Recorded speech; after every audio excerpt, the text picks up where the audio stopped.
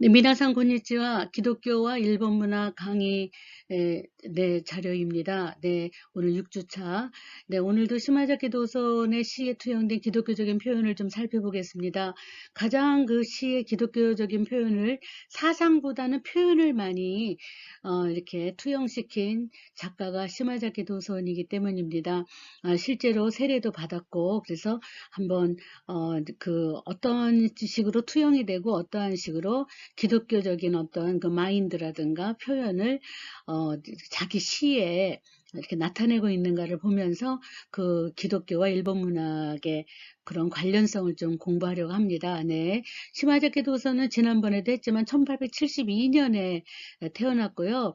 놀랍게도 이때 1872년에는 여러분들이 하네다 공항에서 신주쿠 이쪽으로 건너올 때 신밭이라고 있어요.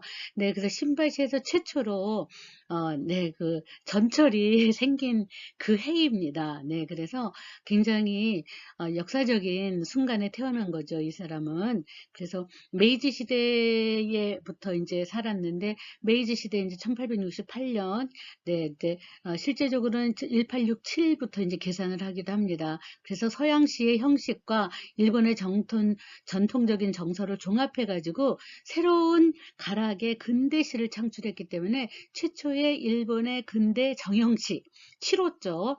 정형시를 만들어낸 사람이라고 얘기했죠. 네. 그래서 근데 신바시에서 요코하마 간에 일본 최초의 기차가 달릴 수 있는 그때고, 일본은 이런 식으로 메이지 천황시대 뭐 이런 식으로 하잖아요. 그 호가 달려있죠. 연호가 달려있죠. 지금은 이제 그죠.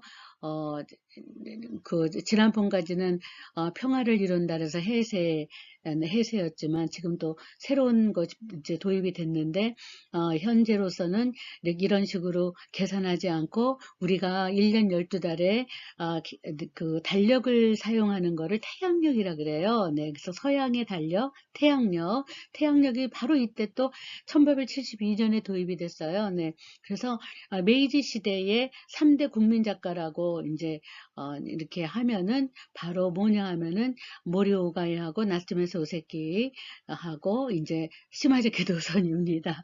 네, 이렇게 굉장히 메이지 초기에 그 일본의 문학을 아주 새롭게 한 거죠. 그 가운데서 아주 새로워졌다라는 거는 이제 기독교적인 표현이 들어와 가지고 일본의 어휘가 뭐 굉장히 기독교적인 사상적인 것도 많이 표현이 됐다라는 것이 문학 사상에서 굉장히 중요한 가치를 두고 있습니다.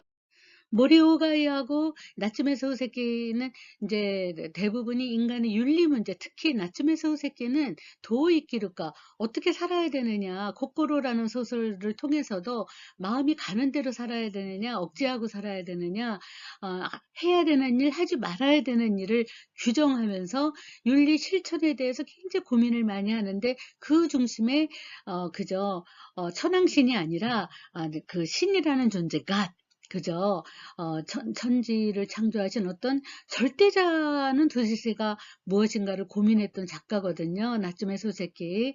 네, 그래서 그런 면에서 나츠메 소세키 지난번에 했죠. 네, 그래서 그러한 윤리 문제에 중점을 두었다면 도서는 이제 일반적으로 서민 생활에서 나오는 고뇌와 본능이나 감성 문제에 기울였다고도 할 수 있어요. 시인으로 출발했지만 시를 접고 언론 소설로 했는데 그 소설이 굉장히 일본 사회의 어두운 면을 차별 사회를 조명하는 사회학적인 관점에서 일본 사회의 부조리를 밝히는 그래서 일본 사회를 해부학적으로 쓴 그런 파괴라는 게 있다 그랬죠. 네, 그러한 소설로 들어갔었어요. 네, 그래서 메이지 유신이 행해지는 1868년을 시점으로 해서 일본에서는 이제 옛날에는 이제 그저 교토에서부터 시작해서 와카라 그러죠. 와라는 거는 일본의 정신을 얘기하죠. 일본인 전통적인 노래라는 뜻이에요. 네, 그래서 그것이 이제 귀족이고 더 이제 막 이렇게 서민으로 내려오면 하이카이라 그래요. 네, 그리고 한시 중국의 한시 이제 이제 이두라든가 이러한 시인들의 중국의 시인을 그대로 시 쓴 거를 그대로 이제 적은 한시라든가 이래서 그래서 일본의 운문이라 그러죠. 시 형태는 왁가나 하이카이나 하이쿠라든가 한시 이런 거밖에 없었어요. 네. 그랬는데 이제 서양의 시라는 포이트리가 문학 형식을 가지고 있고, 그다음에 이제 운문의 반대말이 산문이죠. 네, 산문은 노벨이라는 저기 서양의 형식을 병행하여서 일본에 뿌리를 내리게 되었어요. 뭐 문학사 시간은 아니지만 기독교와 일본 문학이라서 잠깐 여러분들이 일본인과 뭐 그저 대화를 하거나 또 일본 사회에 들어가서 이제 직장 생활을 하거나 그런 기회가 이제 일본어로 하시기 때문에 많이 접하게 돼요. 그럴 때 이렇게 일본의 문학적인 면을 조금 타치해 주면은 굉장히 기뻐합니다. 일본 사람들은 기본적으로 교과서에 이 문학이라는 게 이게 너무 많이 실리기 때문에 굉장히 기본적으로 그 문학적인 교양, 그다음에 네, 아주 또 소설을 엄청 좋아하죠. 한국은 시를 좋아하고 시집이 잘 팔리고 일본은 소설이 잘 팔려요. 네, 그래서 이렇게 좀 알아두시면은 여러분들의 교양을 넓히는 데 도움이 되리라고 생각합니다. 왁가나슈라 그래서 그저 처음으로 지은 그 연애 시집인데 이름이 왁가나 그러면 새싹이에요. 슈는 집이고 그래서 새싹집이라고 제가 번역을 했었는데요.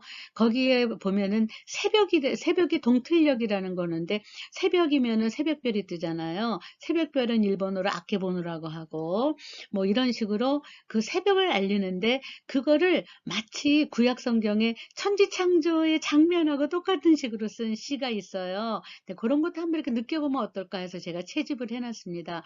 네, 도선의 왁가나슈, 왁가나라고 읽으시면 되죠. 새싹집에 첫 번째로 실린 새벽 동틀녘.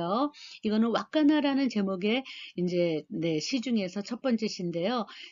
새벽의 샛별을 주제로 하는 새로운 인생을 의미하는 새벽의 창가인데 어떻게 보면은 그저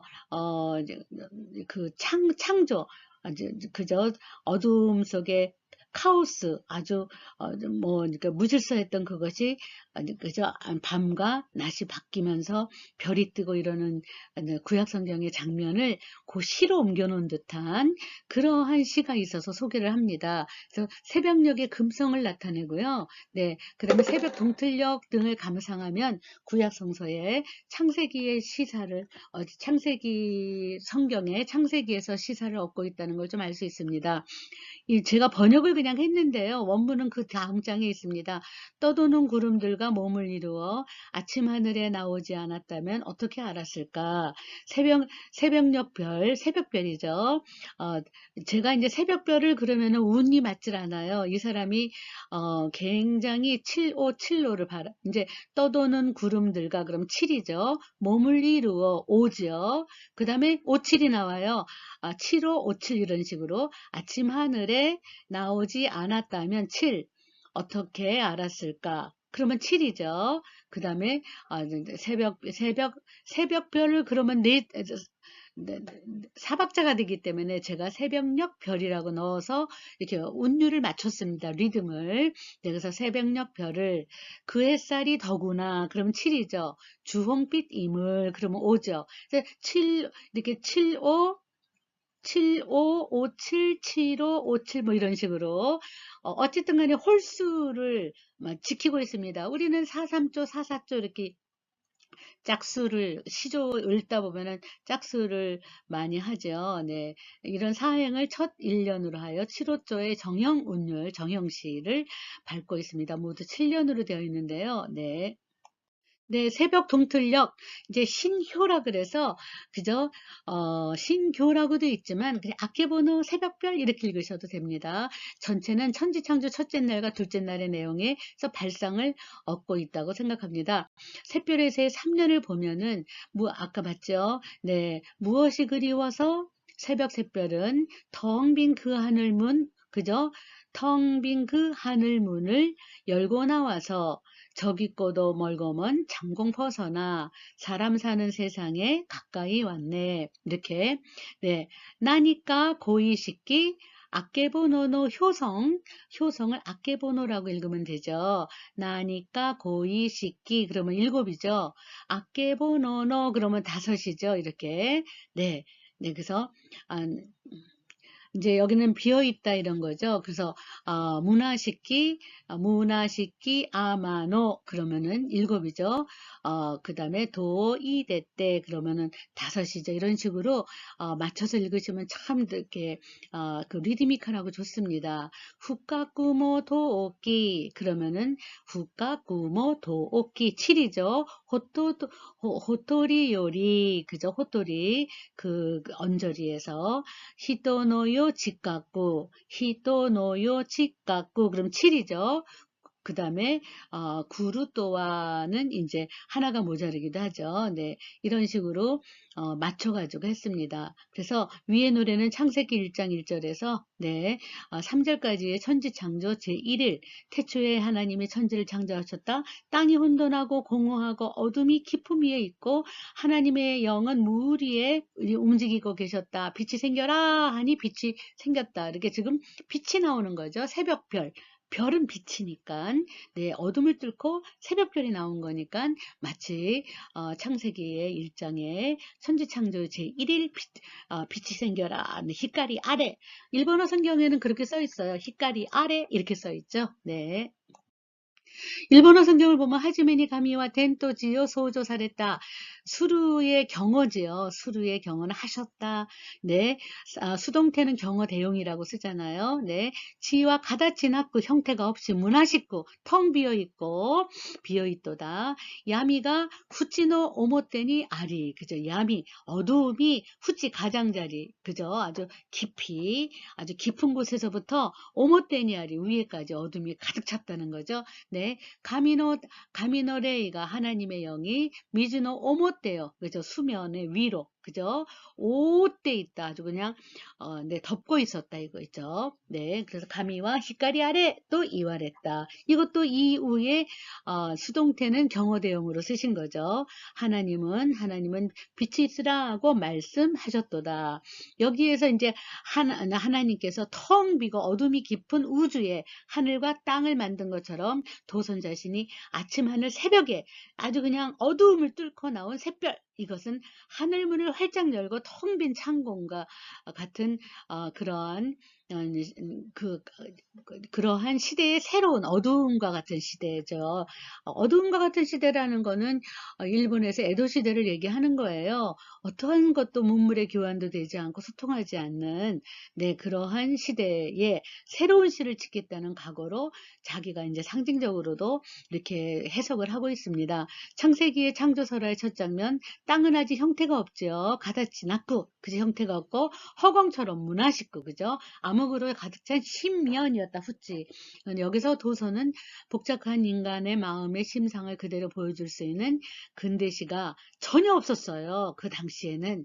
그래서 창세기 전 상태로 창세기가 그죠? 창세기의 1장 1절 히카리 아래 하고 빛이 생긴 그 이전의 어둠의 시절이라고 생각하는 거죠. 네, 어둠의 상태로 보았던 것을 알 수 있다. 하나님의 명령으로 하늘과 땅이 만들어진 그 순간에 그죠?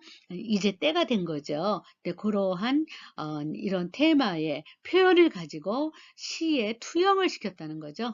네, 논문을 좀 이렇게 축약을 해서 이렇게 써놓은 거라서 어렵지 않습니다. 여러분들이 남의 글을 정말로 이렇게 한번 읽어보는 연습이라고 생각하시고요.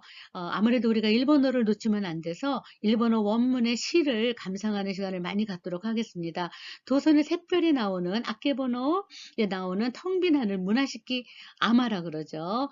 텅 빈 하늘은 구약성서 창세기의 창공을 의미하고 창세기의 천지창조의 첫 장면과 다름이 없다. 창세기에서 하나님이 첫 번째로 창조한 것이 히카리 아래 그래서 빛이고 그 빛은 하늘에서 땅을 비추러 내려온 것이다. 샛별도 마찬가지로 칠흑 같은 어둠 속에서 그저 이 별이 뚫고 그저 하나의 빛으로서 뚫고 나온 것을 샛별이라고 하고 새벽별이라고도 하죠. 네, 모닝스타 이거죠. 영어로는 네. 구약 성서에서 힌트를 얻으면서도 하늘의 문이라 그랬어요. 아마노도라는 용어를 사용함으로써 일본 고대 신화에서 나오는 하늘의 바위의 문이라는 게 있어요. 만엽집이라고 그래서 네, 나라 시대에 있었던 엄청난 분량의 한자로 된 네, 한자로 된 시입니다. 네. 그 시는 아주 독특해서 일본어의 히라가나의 음성이 막 들리는 대로 들리는 음성을 그대로 표기하는 히라가나가 나오기 이전이었기 때문에 그래서 막 한자에 그 음이 비슷한 거를 막 그냥 갖다가 붙였어요. 그래서 뜻이 하나도 없는 음으로만 읽어야 되는 뜻을 읽으면 너무 이상해지는 거예요. 그래서 아대지라 그래서 대강 이렇게 대강 두들겨 맞춘 그러한 한자음을 모아다가 쓴 거를 가지고 만엽집이라고 합니다. 그래서 우리는 신라시대 이두향찰의 영향을 많이 받았다라고 이제 만엽집을 연구하는 분들은 그렇습니다만, 네, 이런 망요슈가 있었다. 이렇게 좀 알아두시면 좋겠습니다. 네, 이러한 천지창조 연상에서 그죠? 새벽 동틀녘을 등장하는데 구약성서의 창세기의 창조설의 두 번째 장면도 연상이 됩니다. 네, 새벽별 해도 될 텐데 새벽 동틀녘 이렇게 한번 해봤고요.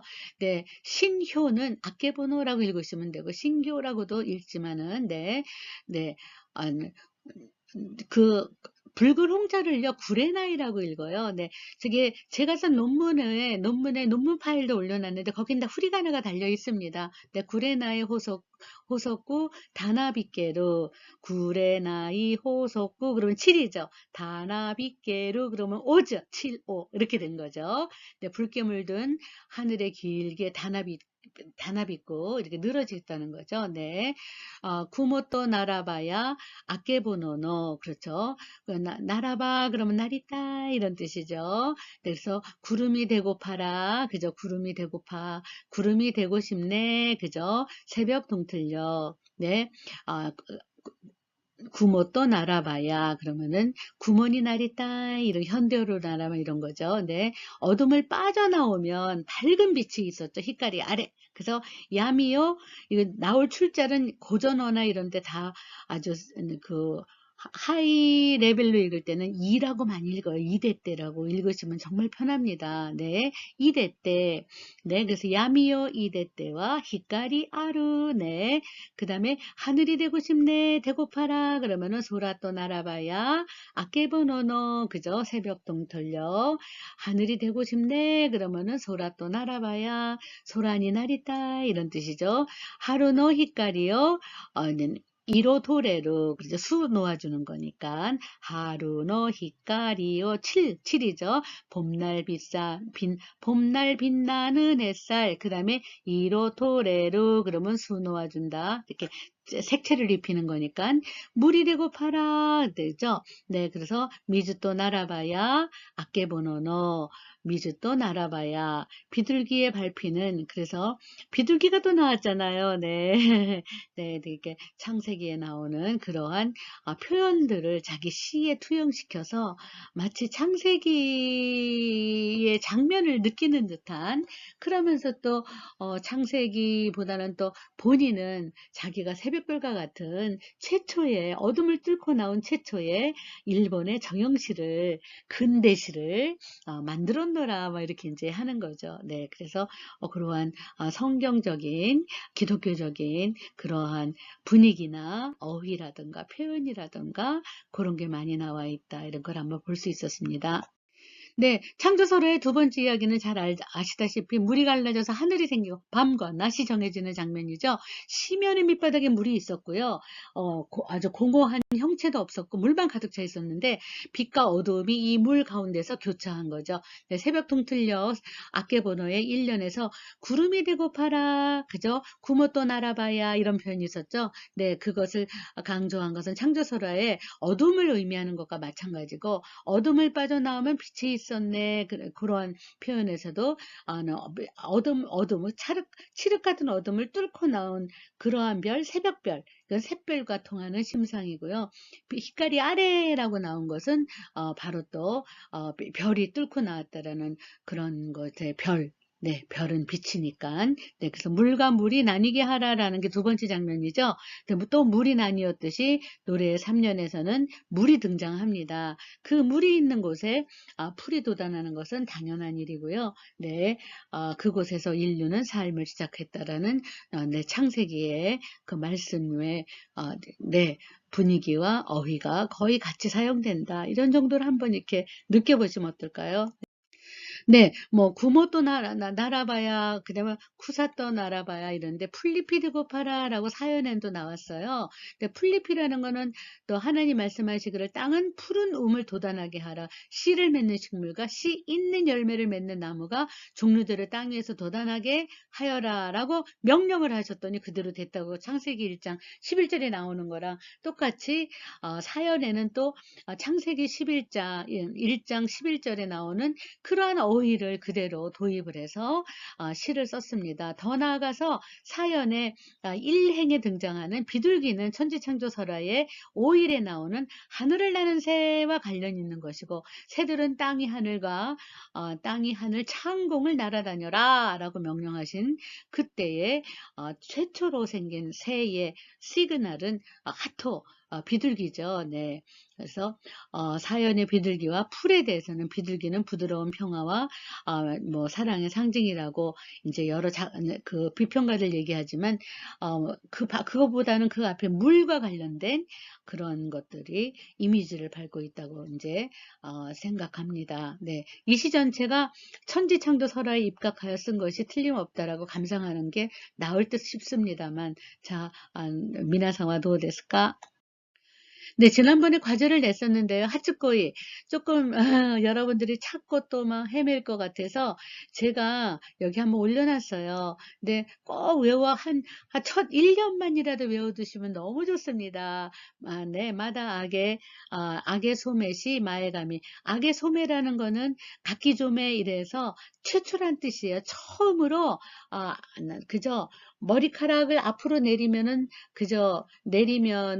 아직까지 소녀고, 이제 머리를 이렇게 틀어 올려서 앞머리를 다 위로 이렇게 올백을 하잖아요. 그거를 아게라 그래요. 가미아게. 그래서 아게 소매시 마에가미. 그래서 앞에 이렇게 잔머리 남기지 않고 그저 올백으로 뒤로 탁 하는 거를 이제 대부분 성숙한, 네, 처녀, 17살 이때의 어떠한 저기 심볼릭한 표현이죠. 네. 이제 막 들어올린 고운한 머리. 네, 링고 넘었더니 미의 시도끼. 시는 언제나 과거라 그랬죠. 그래서 사과나무 아래에 미의 시도끼 보였을 때에 마에니 사시따루 마에니 사시따루 일곱이죠. 네. 하나쿠시노, 일본의 그 기모노나 유카타에 보면은 이렇게 빛처럼 되어 있어요. 빛이에요. 찔르는 빛인데 거기 여러 가지 꽃이 그죠? 막 있잖아요. 꽃빈이라 그러죠. 네, 근데 꽃빛이죠. 사실은 빛을 이 머리를 쫙 이렇게 빗어서 딱 고정시키는 거니까.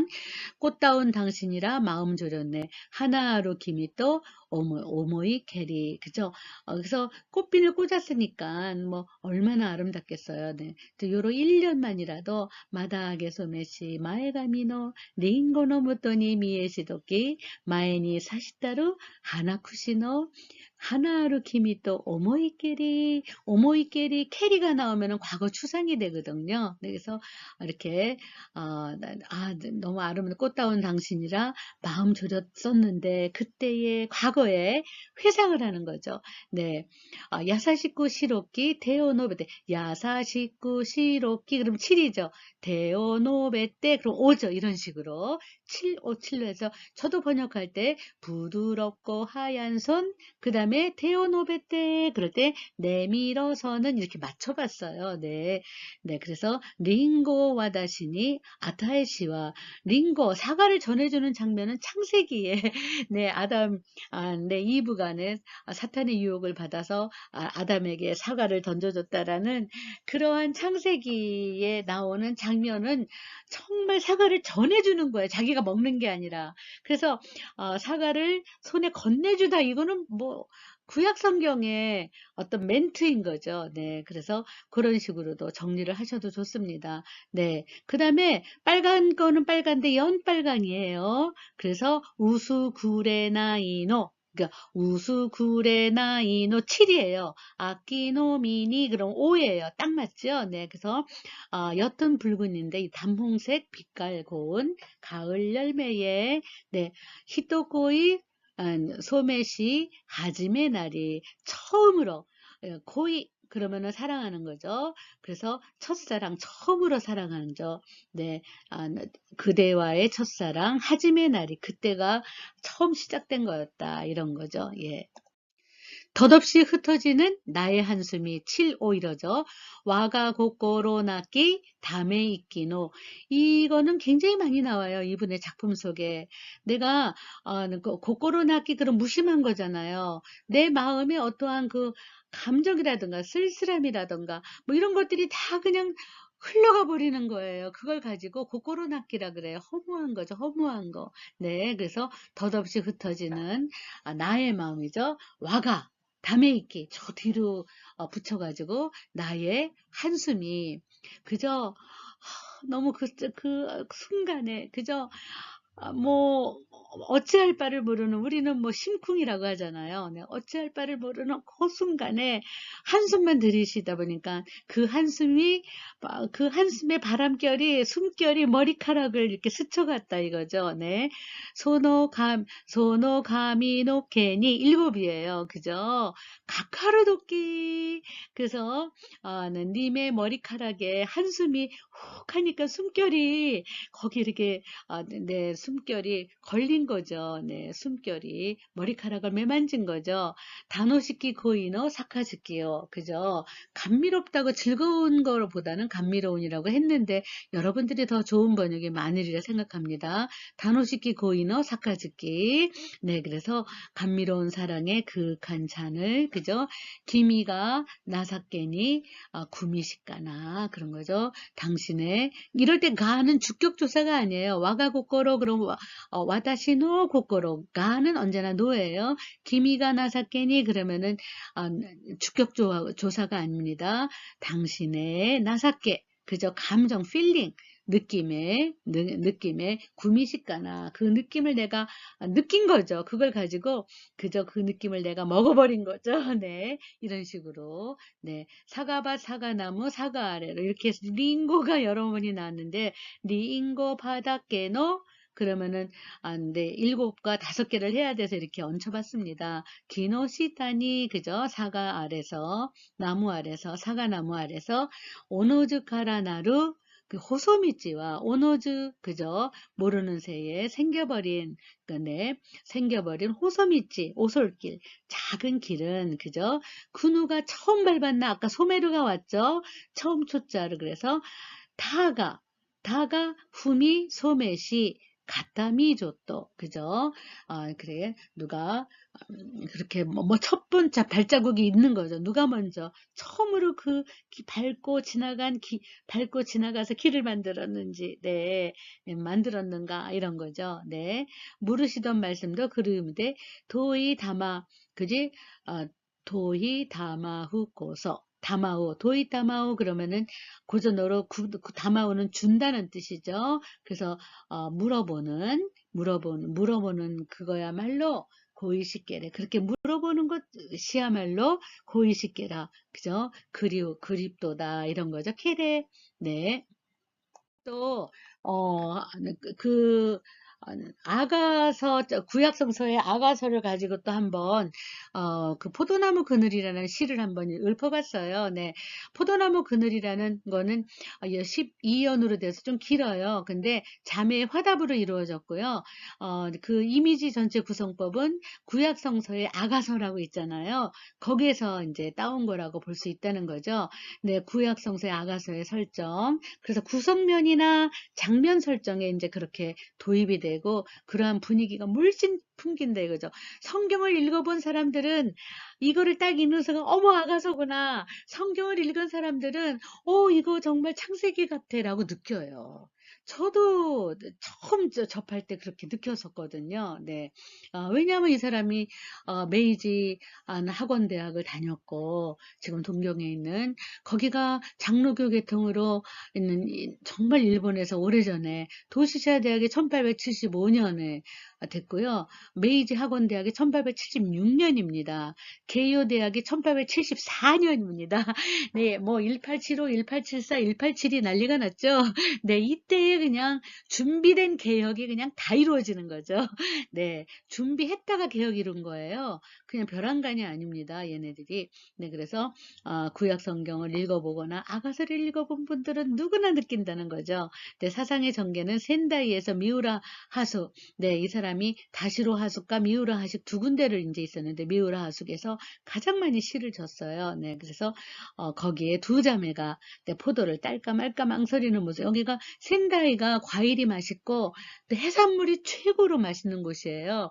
센다이의 모든 해산물이 정말 네, 아주 센다이는 동북지방이잖아요. 큐슈, 교토까지 다 수출이 돼 이제 수출이라기보다는 아무튼 그쪽으로 다 유통이 되는데 센다이가 지진이 2011년에 그저 도후쿠 네 신사이 그죠?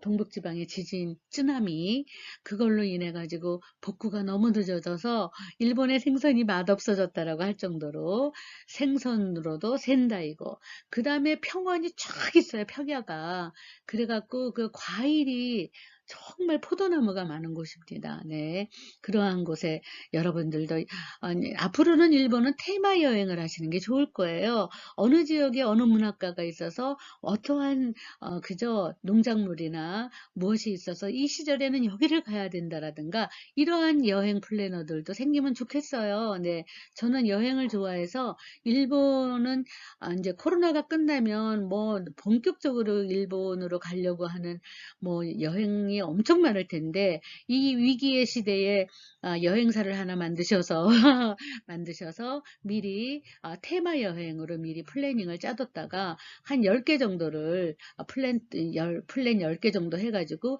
그거를 막 이제 올리는 거죠. 네, 그래서 또 그거를 거기에 대해서는 문학적인 사고나 문학이라는 게 있기 때문에 일본은 테마 여행이 가능하거든요. 네, 그래서 그렇게 한번 즐겨. 네, 가족끼리 가더라도 테마 여행으로 가면 좋죠. 네, 쇼핑이야 뭐 몇 시간 하면 되는데 그 다음 시간들은 다 정말 네, 테마를 즐기는 네, 동경에 가면 미술관이 3개나 있어요. 네, 미술관도 그다음에 또 동경에 가면은 조그만 버스 신주쿠에서 조그만 버스 타고 가면 네, 네, 정말 문학관이 굉장히 많잖아요. 네, 그런 식으로 찾아보시기 바랍니다. 네. 그래서 센다이라는 곳에서 이제 미우라 하숙과 다시로를 했는데 거기에서 두 자매가 포도를 딸까 말까 망설이는 모습을 짓고 네 이렇게 아름다운 시를 졌어요. 포도나무 그늘. 근데 이제 도손이 서구 문학을 정말 많이 읽었기 때문에 괴테의 파우스트라든가 셰익스피어의 햄릿이라든가 윌리엄 워즈워즈의 그저 시라든가 뭐 말도 못하게 워즈워드의 시집은 아주 달달 외웠다는 거 아니에요. 나무 그늘에 앉아가지고.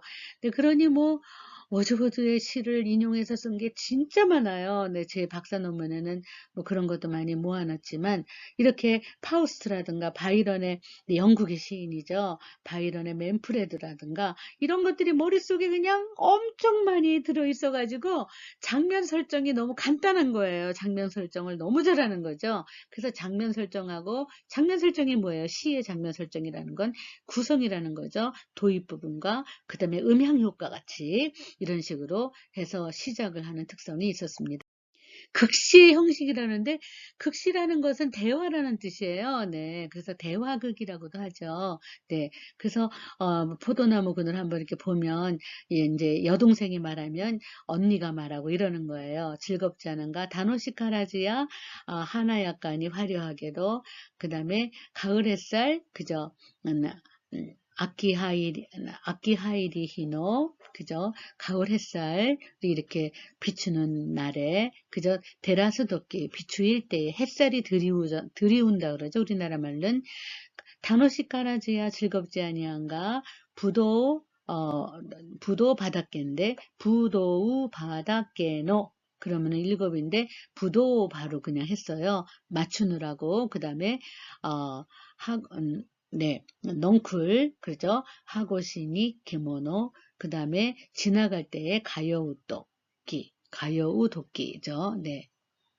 근데 구약성서의 아가서 같은 거라든가 이런 것들에서 시상을 얻었다고 하는 근거가 뭐냐 하면 이분의 그 전기를 읽어보면 이제 도호쿠에서도 센다이 있었다 그러잖아요. 센다이는 악기가제라 그래서 서풍이 많이 부는 곳이에요. 뭐 엄청난. 그래서 그 바람이 센 곳입니다. 근데 바람이 세면서 햇살은 또 아주 따뜻하거든요. 그럴 때에 이제 뭐 아주 포도가 연글잖아요. 근데 그때에 파도 소리를 들어가면서 파도는 바람이 불어야 파도 소리가 들리는 거예요. 네, 그래서 바람이 굉장히 세찬데 센다이의 그 바다가. 근데 거기에 파도 소리가 막 들리면서 그 파도 소리를 느끼면서 성경을 읽은 거예요. 그러니까 바이블 스터디죠. 네, 그래서 그때의 구약 성경을 굉장히 많이 읽었다고 나와요. 네, 그런 거를 보아하니 이러한 착상이 있다 이렇게 보는 거죠. 그래서 보라색을 보면 네, 히브리 시가의 특질이라는 논문, 히브리 문학은 언뜻 보면 실로 백화난망의 다양한 특성을 지닌 것으로 보인다. 각양각색으로 피지만 초록이라는 풀에서 시작되듯이 세 종류, 서사시, 서정시, 극시로 나뉘는 듯이 보이는 히브리 시가들은 서정시로 일관하여 보아야 한다.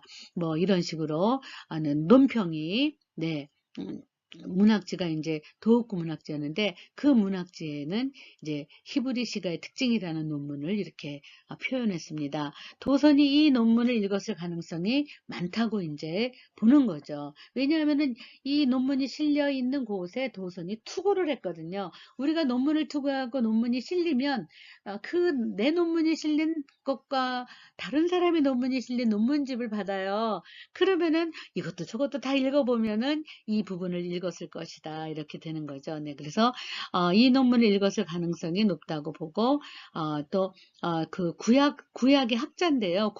쿠마야 코마노스케와 같은 학교에서 교편을 잡고 있었기 때문에 네, 구약 성서의 시가에서 빌린 이미지를 느낄 수 있다. 이렇죠.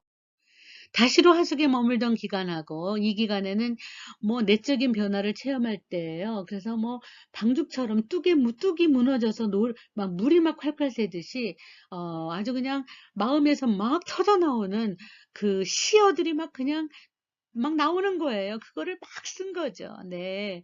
네. 만년필로 썼어요. 네. 그래서 이렇게 잉크로, 그래서 노래를 주체할 수 없을 정도로 단숨에 써내려간 시가 많아요. 이 기간에 읽은 히브리 시가의 특질과 외국 시가의 본격적인 연구 논문을 도선이 읽었다고 볼 때에 와카나슈 최초의 시집이죠. 연애 사랑시예요. 네.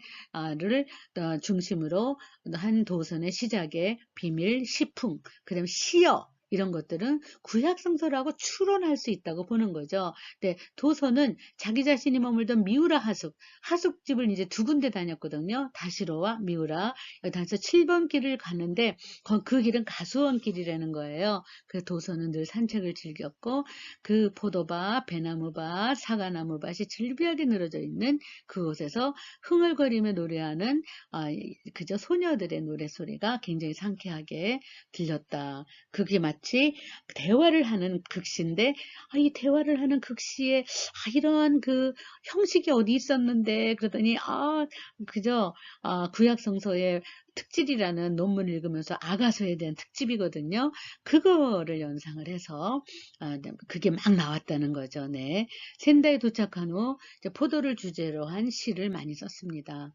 거기서 보이는 과일이 그렇게 네, 이렇게 구약성서에 심취하고 있던 도선에게 있어서 구약성서의 아가서의 포도는 낭만적인 표현의 도구지요. 네, 그래서 구약성서, 성경의 언어가 그러한 표현의 도구로, 도선 시의 표현의 도구로 이렇게 취해졌다라는 건 굉장한 일이죠. 네, 네, 그래서 실제로 도선은 이국의 정치를 풍기고 자연을 대표하는 낭만적인 인상을 주는 것으로는 과일 중에는 딸기보다는 포도인 거죠. 네, 포도. 근데 포도 하면은 구약 성경에 아가서에 엄청 많이 나오거든요. 포도밭 어쩌고저쩌고 그런 것과 연결을 해서 네, 도선에게는 포도. 그리고 도선이 정말 워낙에 그 등나무 꽃을 좋아해요. 그래서 도선이라 그래서 등나무 등자를 쓴 거예요. 네, 그래서 보라색을 진짜 좋아합니다. 네. 그래서 보라색 과일이 뭐예요? 포도잖아요. 네, 그래서 포도를 시에 굉장히 많이 그저 시어로 사용을 하는데 이렇게 포도밭이 진짜로 거기 많이 있었다. 이런 거를 연상하시고요.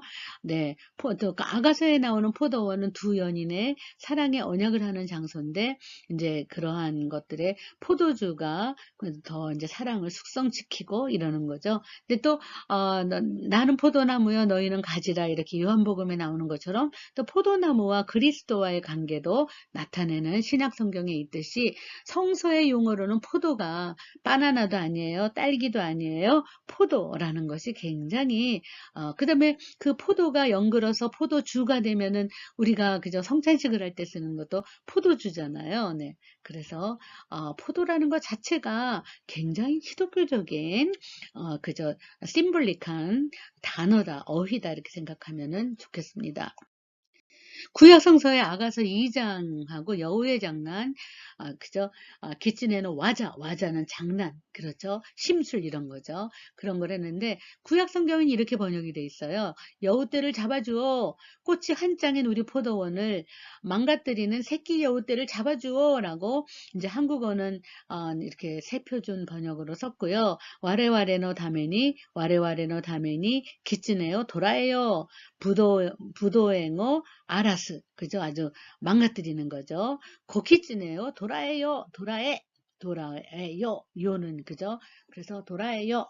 미요. 이렇게 명령어죠. 이 그룹의 명령어. 와레와레노 부도행화 하나작가리 닦아라. 지금 막 포도원에 꽃이 한창인데 하나작가리 그러면은 아주 꽃이 만발했다 이런 거죠. 네, 하다라기 작가리 그러면은 아주 일을 가장 열심히 할 때 40대 이렇게 얘기를 하는 거죠. 네, 그래서 작가리 많이 씁니다.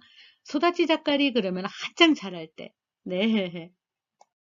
그러면 아가서에 나온 여우의 그런 포도원의 여우가 등장하는데 도선의 시에 아이의 기진에 놓아자 여우의 장난 네, 심술쟁이라고 나온 거는 어떠한 것일까 이렇게 봤는데 그죠? 니와니 각구루루 고기즈네노 니와니 각구루루 그러면 7이죠. 고기즈네노 그러면 5죠. 이런 식으로 맞춰봤어요.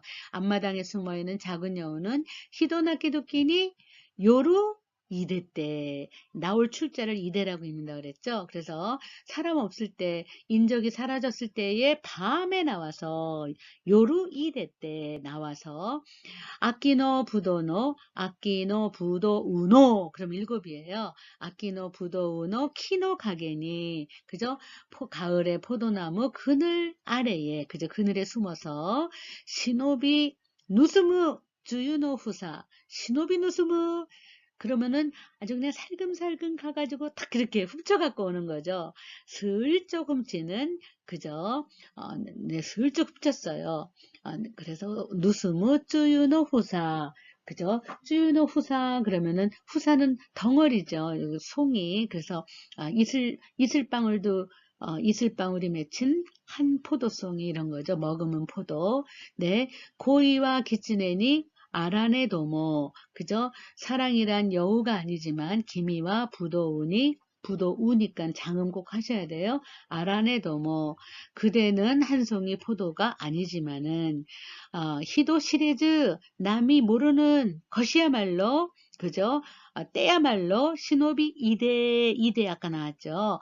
기어서 숨어서 이제 들어와서 그대를 훔쳐가는 이나의 마음 기미여 누스메루 와가 고꼬로 이렇게 읽으면 되죠. 네, 그래서 이렇게 한번 시어를 중심으로 표현을 중심으로 얼마나 그 기독교와 일본 문학이 관련이 되어 있는데 특히 시마자키 도선의 세례를 받고 메이지 학원대학의 기독교 대학에서 공부를 한 이 사람이 얼만큼 시어를 성경에서 가져다가 썼나 왠지 이렇게 성서를 느끼게 하지 않나 그런 거를 볼 수 있다는 거죠. 네, 뭐 여기 해설인데 이렇게 할 건 없고요. 여우의 장난 그러면은 아키타이프가 이제 원형이라 그러죠. 구약성서의 아가서 2장이다라고 이제 주장하는 비평가들이 많은데요.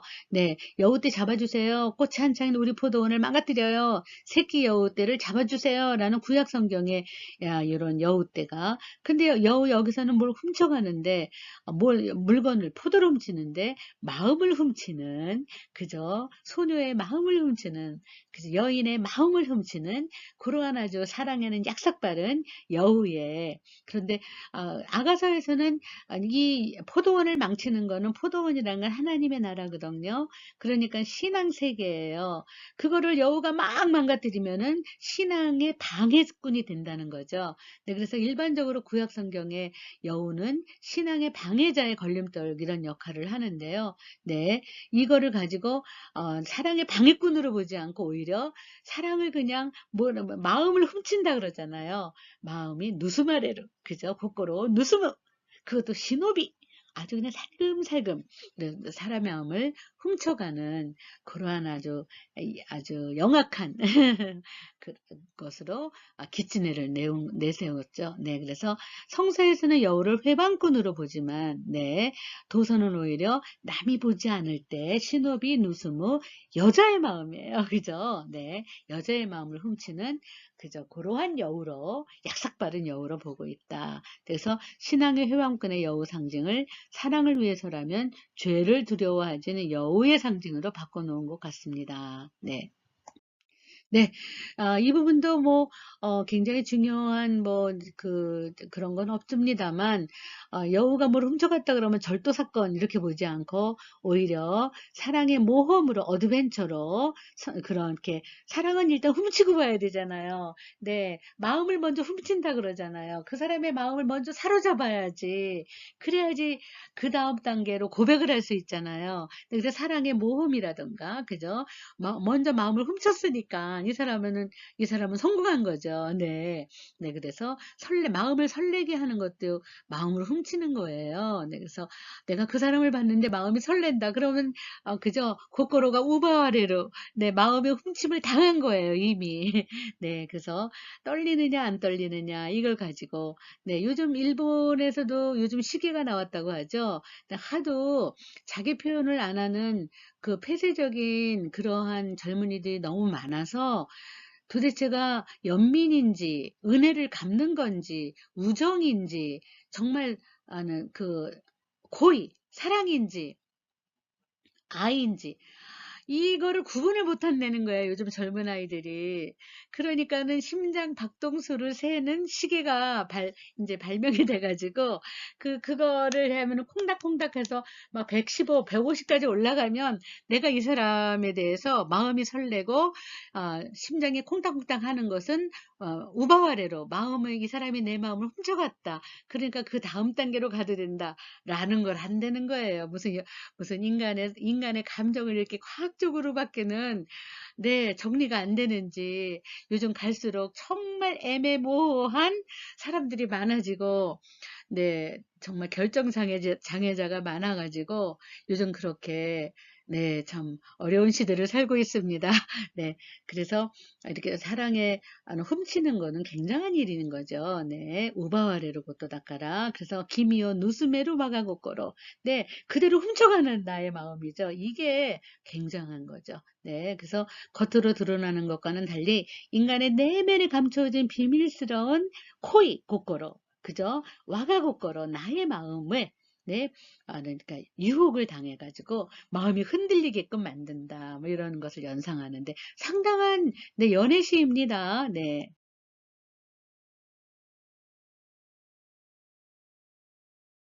아가서 1장 2절과 4절을 가져다가 가을 노래라는 것도 했어요. 악기와 기노. 이럴 때 누는요, 완전히 영어로 말하자면은 현재 완료 결과의 용법으로 써서 왔도다! 이런 거죠, 누는. 그래서, 악기와 기누, 가을이 왔다. 가을이 왔으니까 이슬이 맺히겠죠, 네. 그래서 잎마다 꽃마다 이슬이 맺혀 쭈이 왔기 때 바람 불어와 켜는 검은 고소리. 네, 바람이 휑휑 부는데 그게 마치 바다의 파도의 물결 소리와 함께 그 바람 소리가 들기 때문에 왠지 검은 거를 타는 거 현악기죠. 검은 거 소리처럼 그렇게 들린다는 거예요. 대단한 거죠. 네, 그래서 바람이 불어와서 그러니까 악기가제라 그래서 가을 바람이 서풍이에요. 그래서 웨스트 윈드입니다. 그래서 굉장히 쇠차요. 남풍이 아닙니다. 동풍이 아닙니다. 그래서 무지무지 세차하기 때문에 그 세찬 바람이 센다이의 바다를 그냥 막 움직이게 하니까 그 바다 저 깊은 속에서부터 왠지 검은고를 가야금은 아니고 검은고 훨씬 더 깊으죠. 검은고 소리가 더 깊잖아요. 웅장하고 검은고를 타는 듯한 그러한 파도 소리라는 거죠. 네, 그런 식으로 표현을 했어요. 네, 그래서 임의 사랑은 포도주보다 더 달콤합니다. 일본어 성경 보라색은 성경과 일본어 성경을 이렇게 엮어봤어요.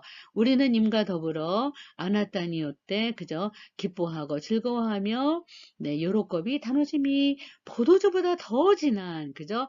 무엇보다 더 세다 그럴 때 마사루라고 쓰죠. 그래서 부도슈니 마사떼 더 센 그죠? 임의 사랑을 기다리렵니다. 아나타노 아이여 호메타다에마스 이렇게 표현하는데 요 성경 구절과 비슷한 시어는 도대체 뭐가 있느냐 이렇게 한번 또 찾아볼 수가 있겠죠. 그래서 가을이라는 게 이제 포도주 연그러서 네 그래서 아키와 기누인데 히도하라 그러죠. 입마다 히도하와 하나와 네쭈유 아리떼 그죠? 이슬이 맺혀서 네 가제노 기때 히비고 고토노 오토니 그래서 바람이 불어와서 막 이렇게 네 연주되는 울려 퍼지는 그러한 고토노 오토 검은 고소리라고 하죠. 우리나라 말로는 네 코토라고 번역하는 것보다는 그게 낫죠. 그래서 아오키 부도와 무라사키가 됐어요. 무라사키노 아오키 부도와 무라사키노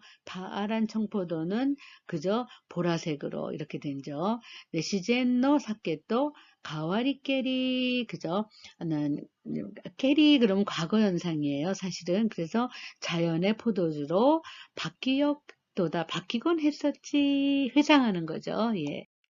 네, 요 페이지도 가을의 노래는 포도가 연그는 가을이다 이런 거고요. 포도는 낭만의 상징어다. 그래서 포도주는 낭만이 무르익어가는 성숙된 사랑을 맛보는 입맞춤의 단계까지 상징하는 거고, 네, 포도의 이미지는 구약 성경의 아가서에서 가져온 거 생각되고 구약 성서의 아가 1장 2절 4절의 포도주는 달콤한 사랑의 상징으로 많이 쓰이고 있습니다. 네, 저 밑으로 가보면 리프레인이라고 나오는데 후렴구 도선의 시에는 이렇게 똑같이 반복되는 그런 구가 있어요. 그런 걸 후렴구라 그러는데 그거는 구약 성경에서는 아가서만큼 많은 게 없거든요. 그래서 그러한 구성도 아가서를 열심히 읽다가 막 연상이 돼가지고 써내려간 거 아닌가. 네, 네, 포도의 이미지가 이제 이렇게 구약에서 아가서에서 갖고 왔다라는 거 여러 번 반복되지만은 꼭 외워두시고요. 네, 도서는 아가 전체의 구성을 완벽하게 소화해서 이제 시에 수용했다 이렇게 볼 수 있고, 아리스토텔레스는 예술은 모방이라고 했잖아요. 소설의 시문학을 보면 실로 히브리 시가의 문학이라는 장르를 모방하고 수용하고 히브리 시가의 형식에서 현재하게 그러니까 두드러진 리프레인, 후렴구 형식을 수용하고 있음을 알 수 있다. 네, 여기까지 한번 해보겠습니다.